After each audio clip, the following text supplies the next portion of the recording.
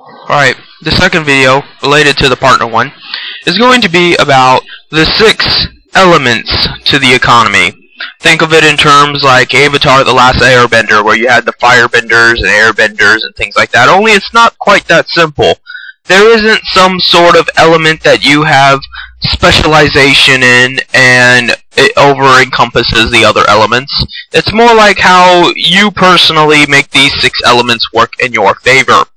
Because while they all could be considered mana or, energy to the mage that is any economist or any bourgeois or any capital owner, the fact is it's about power.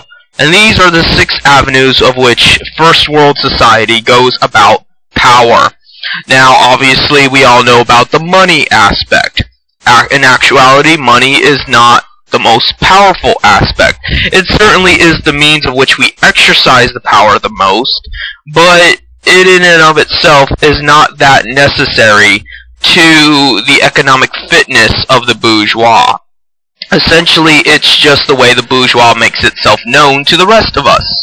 And, because money is a tricky thing. Obviously with Bitcoin recently going underwater, and even gold diminishing in value, money only means what people want it to mean.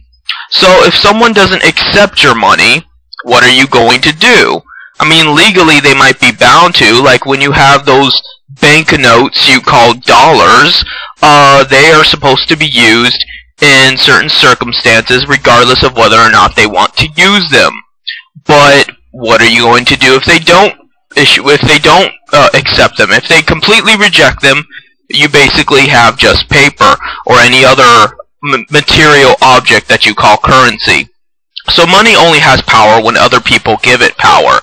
Fortunately for us, most people give it power. Then the issue becomes the relative value of that power, because different prices, how much money you have at the time, how much money you're going to make in the future, things like that. It's obviously not a reliable source of power.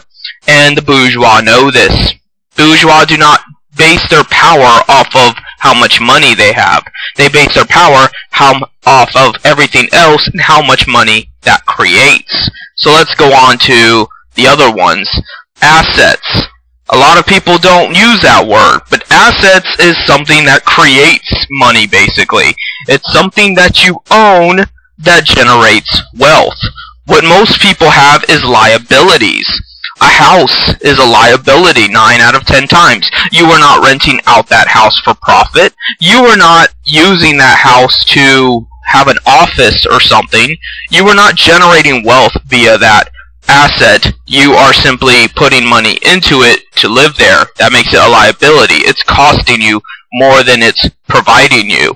So it would be a horrible investment to buy a house and start a family if there was nothing to gain from that.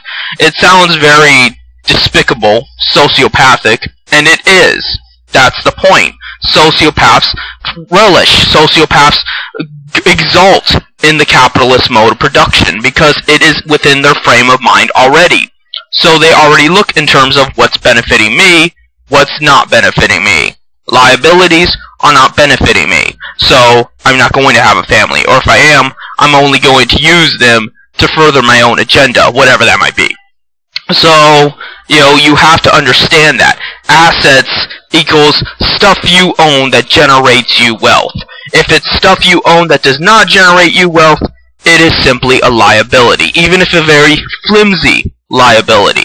Because even stuff that's not necessarily costing you, if it's just floating around not doing anything, it was a previous liability because it costed you at some point, and now it's not generating you any more wealth. So, now that we got that out of the way, legal knowledge. Now, a lot of bourgeois don't know the law. They pretend they do, but if they did, they wouldn't have attorneys now, would they? They figure they're too rich and powerful to need to know the law. They have other people that can know the law for them. This is, of course, kind of a gamble, because who's to say those lawyers are all that trustworthy? But they don't need to be, because at this point in time they have so much power that they're going to bend the law anyway. It certainly helps to know the law, But when you're in a position of power, you have other people to do the dirty work for you.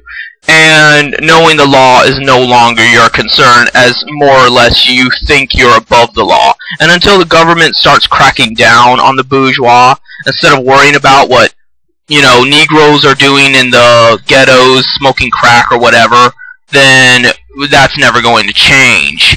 So you need to start worrying about Facebook and YouTube and Google and Microsoft, and stop worrying about some redneck in the backwoods, fucking his cousin or whatever.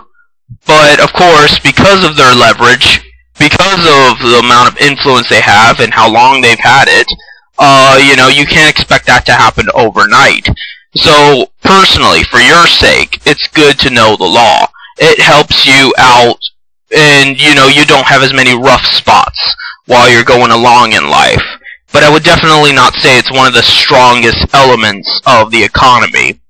Now let's move on to charisma or marketing. These two go kind of hand in hand. You have to know how to present yourself. If you know how to present yourself, you can influence other people. And when you influence other people, you can gain control of their assets. You can lay some of your liabilities on them. You can get some money. All the other elements kind of revolve around charisma, even though charisma is not that powerful in and of itself. Doesn't matter how charming or beautiful or pretty your words are. If you don't have the other power sources, you're not going to get very far. You notice all these good-looking women, they're not rich. I mean, they might, leech off of some guy, but in and of themselves, they're not rich. They're basically just pets that people have sex with. That's a trophy wife. That's a gold digger, and things like that. And not to say it's only women that do it, I'm just making an example here. But the example is charisma has an effect on the economy. Charisma has an effect on the superorganism that is the economic cycle. And sociopaths know this. Moderators know this. Moderators know that they have influence over people. Moderators know that their words have meaning to people. My word has less meaning than Rich the Rapist Bueller's does, or Mark Zuckerberg's does, or even Rooney's does. Therefore, that means they have more marketing power than I do. And the reason they probably have more marketing power is because they're sociopaths. It's because they're psychotic serial killer scumbags that should be shot in the head. But I digress. The point is, they're using that personality, they're using that ability to Jedi mind trick you to get what they want. And clearly they're not the most powerful. Well, Rooney and Rich the Rapist Bueller anyway. Mark Zuckerberg is pretty up there. And even Rich the Rapist Bueller is a technical millionaire now. So, clearly, it's worked out pretty well for them. They're living comfortably, and they're not the ones having to suffer moderator wrath the way we are. So, there's a lot to charisma that you need to think about. If you prefer to call it marketing, go ahead. But you have to look at it in terms of you make yourself look pretty in such a way that gets people to give you other tidbits of power, and then you accumulate it and become more powerful in general. Let's see what else we have. Well, the sixth one is just violence. Now, the reason why I list violence isn't because it's a power source in and of itself. It is the antithesis of power. It is the negative energy, the antimatter, and it's still useful to the bourgeois. You think the bourgeois don't start imperialist wars on purpose? There's a reason they do it. I mean, besides to gain control of the oil and other resources, there's also the aspect of destroying a rival's power source. The idea is violence ruins somebody. That's what the intention of violence always is in some regard or another. If you rob somebody, you are taking from them. If you kill somebody, you are eliminating them from the equation.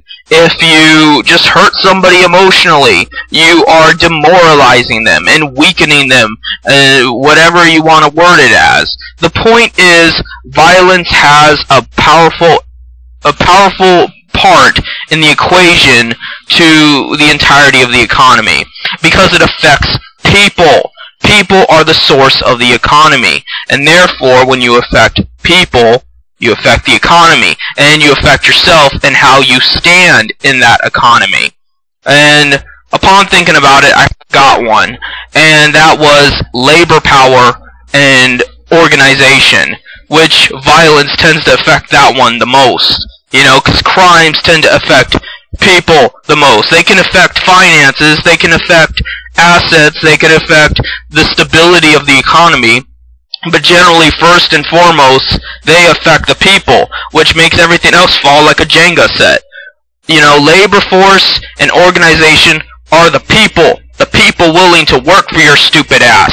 The more people willing to work for your stupid ass, the more assets you can grow, the more money you can generate, the more violence you can commit, you know, so everything revolves around people. So how is it if everything revolves around people? People are typically weak.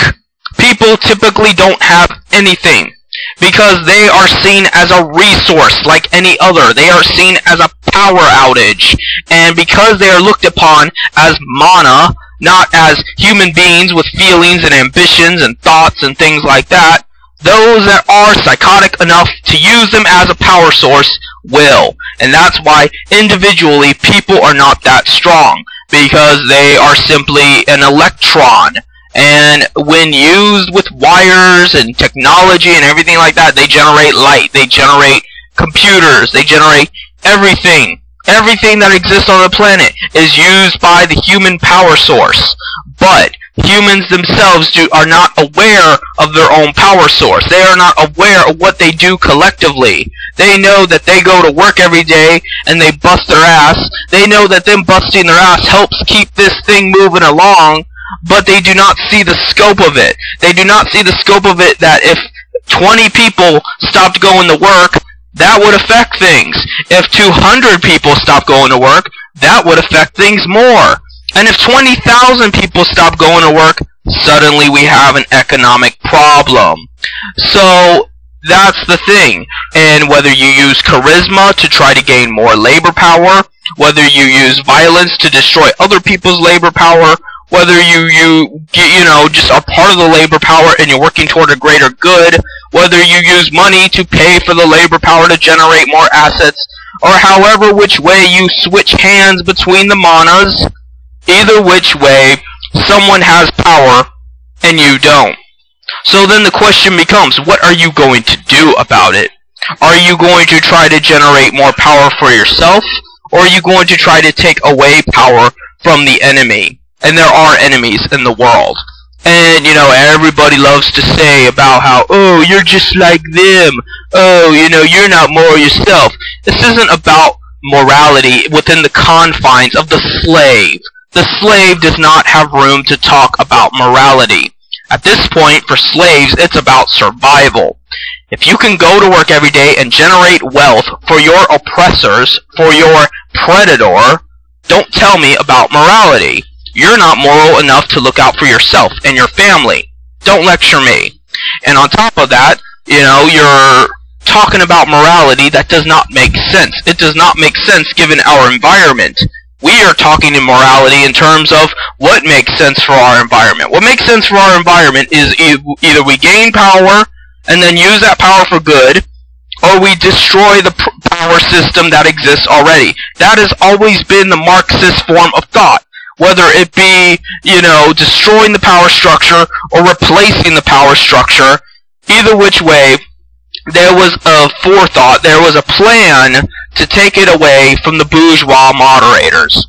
And, you know, not everyone uses the word moderators for that, but that's what Lenin would have said if he were alive, or Stalin, or Mao, or Castro, or anybody else. I hope you've learned something today.